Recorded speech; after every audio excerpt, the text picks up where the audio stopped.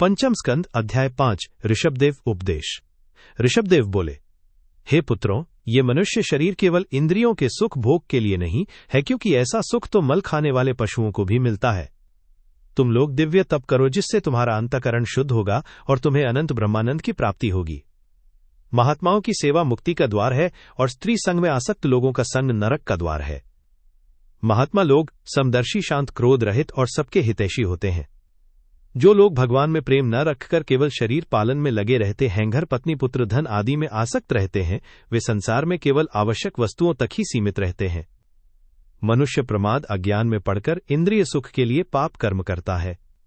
ये शरीर नश्वर होते हुए भी दुख देने वाला है, इसलिए ऐसा करना उचित नहीं है।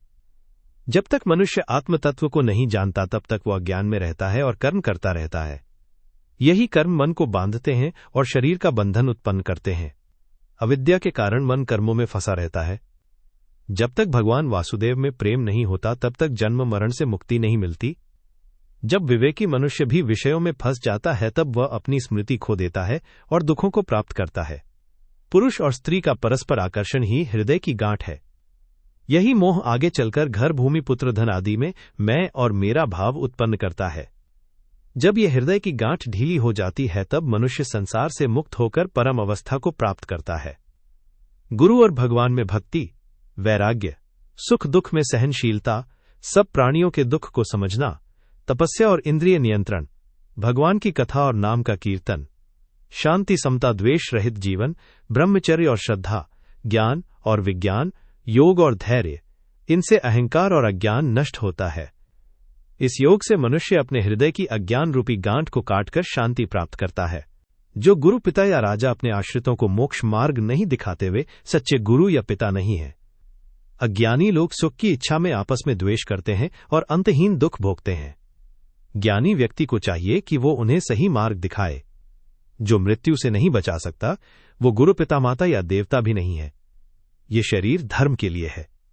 हे पुत्रों, तुम सब मेरे समान श्रेष्ठ भरत का अनुसरण करो। जीवों में क्रमशः श्रेष्ठता है। वनस्पति, सरीसृप, मनुष्य, देवता, ब्रह्मा, शिव और अंततः भगवान। ब्राह्मण सबसे श्रेष्ठ हैं, क्योंकि उनमें श्रद्धा और धर्म होता है। जो भगवान के भक्त हैं, उनके लिए स्वर्ग या मोक्ष भी तुच्छ है। सभी प्राणियों में भगवान का भाव देखो। मनमानी और कर्म से भगवान की सेवा करो, यही मुक्ति का मार्ग है। ऋषभदेव ने अपने पुत्र भरत को राजा बनाकर स्वयं संन्यास लिया। वे पागल, गूंगे, अंधे जैसे व्यवहार करते हुए संसार में घूमते रहे। लोग उनका अपमान करते थे, पर वे शांत रहते थे। उन्होंने पूर्ण वैराग्य और योग सिद्धि प्राप्त की, लेकिन उन सिद्धियों में आसक्त नहीं हुए। अध्याय 6।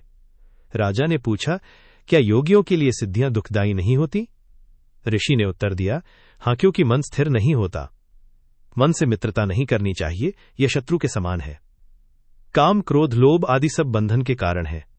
ऋषभदेव ने संसार को शिक्षा देने के लिए विचित्र आचरण किया और अंत में वन में अग्नि से उनका शरीर समाप्त हो गया। भविष्य में लोग धर्म से भटककर पाखंड मार्ग अपनाएंगे।